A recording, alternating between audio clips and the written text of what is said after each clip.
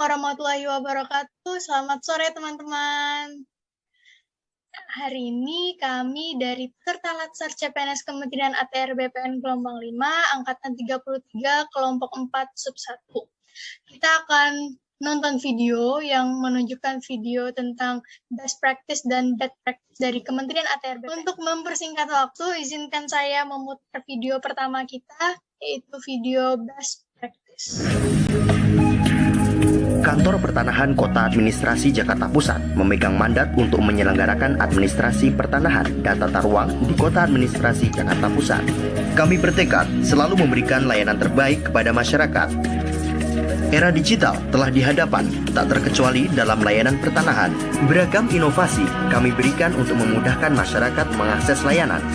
Komitmen kami memberikan layanan terbaik, menghadirkan sertifikat tanah sebagai tanda bukti hak.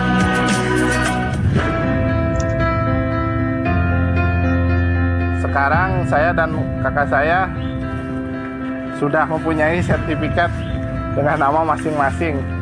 Ini berkat program pemerintah PTSL tahun 2017, saya mengikutinya. Dan alhamdulillah dengan program ini cita-cita saya terwujud dengan saya membuka usaha kos-kosan. Terima kasih saya ucapkan pada Kementerian ATR BPN yang sudah membantu proses dari awal saya membuat sertifikat ini, terutama PTSL Kemayoran, Jakarta Pusat. Kita melakukan beberapa inovasi dalam rangka mempermudah layanan kepada masyarakat. Yang pertama, inovasi yang kita lakukan adalah kita namakan Siminta, sistem pemindaian peta. Semua bidang tanah yang diukur itu kita berikan barcode. Barcode kita scan, kemudian akan memunculkan informasi. Informasi apa? Informasi yang sudah ada sekarang, informasi letak bidang tanah. Tanpa masyarakat harus ke lokasi, kita tahu posisi bidang tanah ada di mana. Kemudian kita padukan gada citra, sehingga existingnya pun akan ketahui secara pasti, Pak. Dalam rangka untuk menangani pengaduan, kita sudah membuat aplikasi yang kita namakan Sipengki, sistem pengaduan online. Jadi di loket itu ada barcode yang bisa di-scan, kemudian akan memunculkan apa yang jadi keluhan masyarakat. Silakan tulis di situ. Apakah terkait dengan layanan, apa terkait dengan sumber daya manusia, apapun informasi yang itu, dan itu real time langsung terinformasikan kita melalui WhatsApp dan langsung kita tanggapi. Jakarta Pusat mempunyai visi dan misi khususnya ingin menjadikan kantor pertanahan adalah kantor yang modern, profesional, bebas korupsi, dan birokrasi bersih pelayan.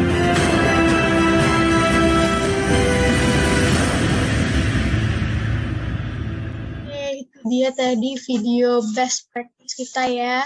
Berdasarkan dari video tersebut, saya mau tahu dulu nih pendapat dari teman-teman seperti apa. Kalau menurut Mas Afrizal, jika dilihat dari sisi manajemen ASN, apa yang bisa dikomentari dari video tadi? Silakan, Mas.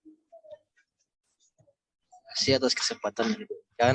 Nah, dari tayangan tadi dapat kita lihat bahwa BPN telah berhasil mewujudkan birokrasi yang profesional dalam menghadapi tantangan kemajuan teknologi yang terjadi sesuai dengan apa yang diamanatkan oleh Undang Nomor 5 tahun 2014 tentang aparatur sipil negara. Nah, di video tadi, di tayangan tadi juga kita dapat melihat bahwa tayangan tadi terdapat berbagai macam pelayanan demi kepentingan kepuasan masyarakat dengan mempermudah setiap pelayanan. Nah, dari tayangan tadi pula kita dapat melihat bahwa Kementerian ATR BPN telah berhasil menjalankan kedudukan ASN yang berfungsi sebagai pelaksana kebijakan publik dan pelayanan publik, serta mampu menjalankan bertugas memberikan pelayanan publik yang profesional dan berkualitas.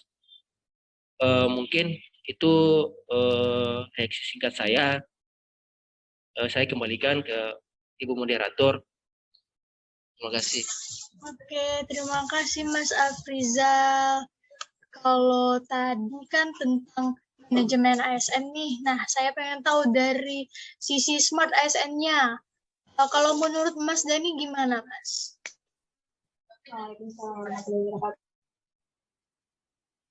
Baik, terima kasih Mbak Gina. Menanggapi mungkin kantor pertanahan yang bersangkutan telah berhasil mengimplementasikan kantor yang smart ASN, yaitu mampu memiliki transformasi digital dan literasi digital.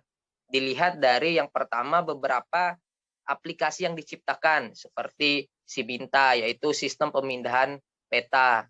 Lalu yang kedua Sipengki, sistem pengaduan online. Selain itu juga Kementerian ATR BPN memiliki aplikasi Sentuh Tanahku, di mana setiap masyarakat dapat mengakses aplikasi tersebut. Seperti itu.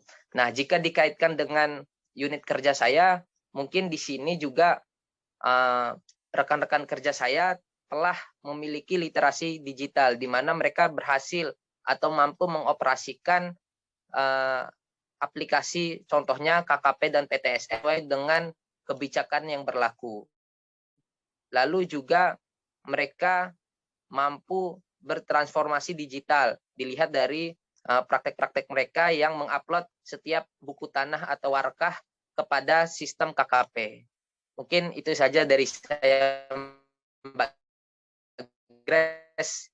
Kurang lebihnya saya kembalikan. Terima kasih. Oke, terima kasih Mas Dani. Selanjutnya saya akan menunjukkan video best practice dari Kementerian ATR BPN. Hari ini, penyidik Subdit Harda Ditreskrimum Polda Metro Jaya menggeledah kantor Badan Pertanahan Nasional Jakarta Selatan di Jalan Haji Nawi, Tanjung Barat, Jakarta Selatan. Polisi menyebut 4 pejabat BPN diduga terlibat dalam kasus mafia tanah di Jakarta dan Bekasi. Salah satunya termasuk kasus sertifikat tanah milik keluarga artis Nirina Zubir. Penggeledahan dilakukan setelah polisi menciduk keterlibatan pejabat BPN Jakarta Selatan dalam sindikat mafia tanah milik keluarga selebritas Nirina Zubir terbongkar. Mereka menggunakan data palsu, kemudian apabila suatu lokasi itu belum ada sertifikatnya dibuat data palsu bekerja sama dengan oknum, akhirnya menjadi sertifikat. Dan yang paling canggih ada illegal access. Seharusnya akun yang tidak bisa ditembus oleh mafia. Sebelumnya, polisi menetapkan 3 tersangka baru dalam kasus mafia tanah milik keluarga Nirina Zubir. Ketiganya ditangkap berdasarkan pengembangan dari sidang kasus yang sama. 1. Atas nama Muhammad Saf Alatas. Ini laki-laki, perannya membantu pembiayaan proses balik nama. Kedua, Saudara Ahmad Efrit Latio Ordiba. Ini laki-laki, perannya merupakan pegawai BRI yang berperan membantu pencairan kredit dengan jaminan sertifikat. Ketiga adalah Saudara Cito, laki-laki, ini perannya membuat kuasa membuat kuasa palsu. Penangkapan 3 tersangka baru ini membuat Nirina Zubir merasa lega.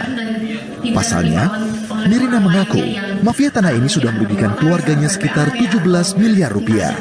Sebelumnya, sudah ada 5 tersangka dalam kasus ini yang kini sedang disidang di pengadilan. Mereka adalah asisten rumah tangga keluarga Nirina bernama Riri, suami Riri, serta 3 orang notaris PPAT Jakarta Barat. Kasus bermula ketika mendiang ibunda Nirina meminta asisten rumah tangganya untuk membayarkan pajak bumi dan bangunan 6 aset pada tahun 2015. Namun, sang asisten rumah tangga justru merampas seluruh aset dengan cara pengurusan balik nama. Dalam kasus ini, penyidik juga menjerat para tersangka dengan pasal tindak pidana pencucian uang untuk menelusuri aliran dana yang ditransaksikan pelaku dari hasil penggelapan aset milik keluarga Nirina. Tim Liputan, Kompas TV, Jakarta. Di video tadi menurut Mas Dedi gimana Mas? Kalau dilihat dari manajemen ASN-nya, apa yang bisa dikomentarin? Oke, baik Mbak Grace. Terima kasih untuk kesempatannya Mbak. Yang melihat dari kasus tadi itu adalah kasus mafia tanah. Ini merupakan kasus yang menjadi perhatian utama dari Bapak Menteri kita, yaitu Bapak Hadi. di mana mafia tanah ini sudah sangat mencoreng nama baik ASN ATR BPN di mata masyarakat. Karena oknum pegawai ini dinilai sudah tidak lagi memiliki atau menerapkan namanya nilai-nilai ASN berakhlak. Dan serta mereka juga tidak memahami kedudukannya sebagai ASN, fungsi, peran, dan etika sebagai ASN yang sudah diatur di Undang-Undang Nomor 5 Tahun 2014. Jadi setiap oknum atau pelaku dari mafia tanah itu harusnya dijerat dengan undang-undang yang berlaku di negara kita. Sekian dari saya, Mbak Grace. Saya kembalikan ke moderator. Terima kasih, Mas Dedi. Kalau dari Mas Andre, kira-kira gimana Mas Andre kalau dari Smart ASN-nya? Silakan, Mas. Ya, terima kasih Mbak Grace atas kesempatannya. Kalau saya menanggapi dari video yang tadi, terkait dengan 4 pegawai BPN ini, kita bisa melihat bahwasannya 4 pegawai BPN tersebut telah melakukan pemalsuan data yuridis pertanahan. Tindakan ini sudah tentu saja melanggar dari kode etik perilaku ASN, yaitu dengan melaksanakan tugas dengan tidak jujur, tidak bertanggung jawab, dan tidak berintegritas tinggi. Tindakan ini sudah pasti bertentangan dengan fungsi ASN sebagai pelayan publik, di mana ini merugikan masyarakat atas hak atas tanahnya. Dari sisi Smart ASN sendiri, dapat kita lihat bahwasannya oknum-oknum pegawai BPN tersebut telah melakukan kejahatan digital dengan melakukan akses ilegal pada laman KKP PTSL. Hal ini mencederai nilai setia dan taat kepada Pancasila, Undang-Undang Dasar Negara Republik Indonesia. Yang kedua juga tidak mentaati peraturan-peraturan yang ada,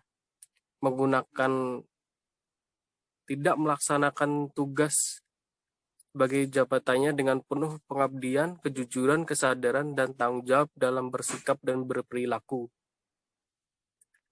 Dari sini kita bisa melihat sisi bahwa banyak oknum BPN yang bekerja semata-mata hanya bertujuan untuk memperkaya pribadinya sendiri. Sekian tanggapan dari saya kembalikan kepada Mbak Grace. Terima kasih Mbak Grace.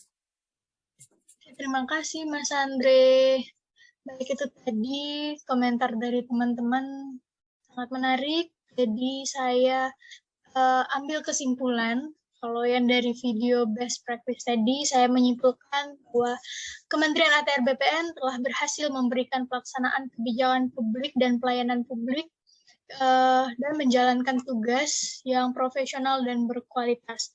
Dan di transformasi digital serta literasi digitalnya telah dilakukan dengan baik, dengan ada disediakannya seperti aplikasi Sentuh Tanahku, Siminta, Sipungki, dan aplikasi lainnya. Mafia tanah ini sudah mencoreng nama baik ASN ATR BPN di mata masyarakat. Oknum pegawai BPN yang terlibat dari kasus mafia tanah ini telah melanggar Undang-Undang Nomor 5 2014 karena tidak melaksanakan tugas, fungsi, dan peran sebagai ASN, kewajiban ASN, dan kode etik seorang ASN dengan baik. Dilihat dari sisi Smart ASN-nya, para oknum pegawai BPN telah melakukan kejahatan digital dengan melakukan akses ilegal yang artinya telah menciderai nilai setia dan taat pada Pancasila serta Undang-Undang 1945. Juga tidak melaksanakan tugas dengan penuh pengabdian, kejujuran, kesadaran, dan tanggung jawab dalam bersikap, berperilaku, berucap, maupun bertindak. Oke, dari hasil diskusi kita tadi, itu dia kesimpulannya. Terima kasih buat teman-teman atas waktunya. Selamat beraktivitas kembali.